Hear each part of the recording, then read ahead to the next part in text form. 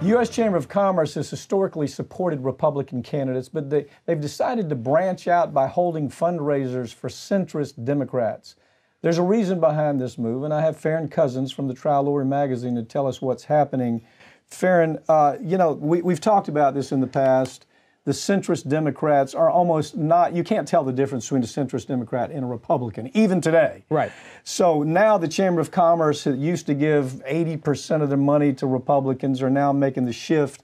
They're trying to rebuild the centrist Democrats because they're afraid of the progressive arm. Give me your take. It's really interesting that the U.S. Chamber of Commerce decided, and this was actually last week, they held this big kind of an awards ceremony, I guess, for their little group, which is actually just an offshoot of No Labels.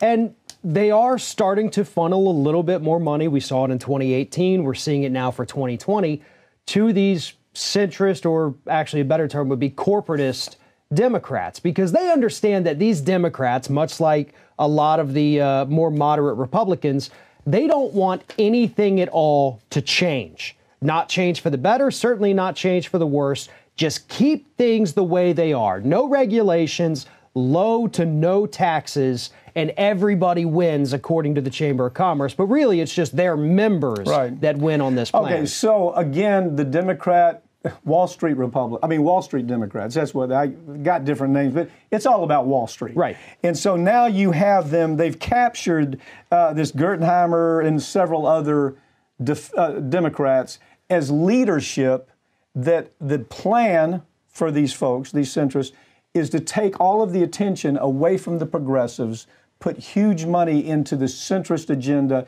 that was initially brought by Bill Clinton.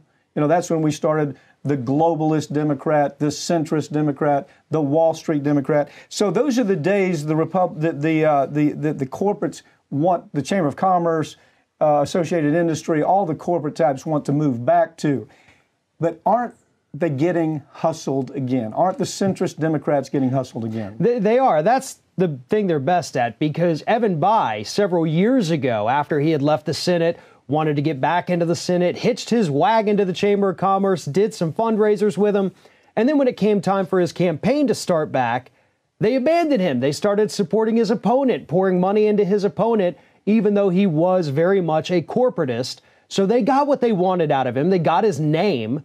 You know, they got him to go out there and headline these events. But then when it came time to, put your money where your mouth is, they absolutely worked him over, and he never saw it coming. Let me mention something. The Intercept, again, did a great job. What a great source for what's really happening in the world. The Intercept. So now the Intercept says, look, we kind of know who they are. You know, it's Microsoft, it's Conoco, it's Goldman Sachs, it's Coca-Cola.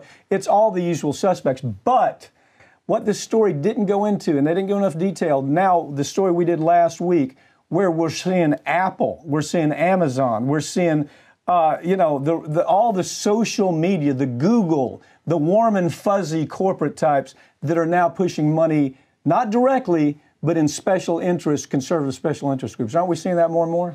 We are, and they understand the same thing the chamber sees. Change is on the horizon, and it's not just because we have the progressive candidates. It's because when you look at the polling, you have Republicans, Democrats, and independents who say, listen, we're burning down the planet. There's 100 corporations responsible for 70% of this. They've got to be held accountable. The healthcare industry, Republicans, Democrats, everybody says we're getting worked over by them and this has to stop. They see the writing on the wall. It is mainly, I guess, because of the progressive candidates out there talking about it, but the public understands it now. They see it in their bills and they want change. Okay, not only that, aren't we seeing this?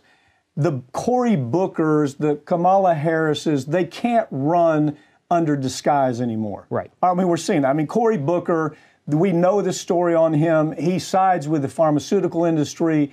You know, we wanted to import drugs, cheaper drugs from places like Canada. Cory Booker single-handedly rallies 6 Democrats to stop that. We saw Kamala Harris out in California with the things that she did on behalf of corporate America. So the good news is the American public is waking up, and it's harder for these people to hide.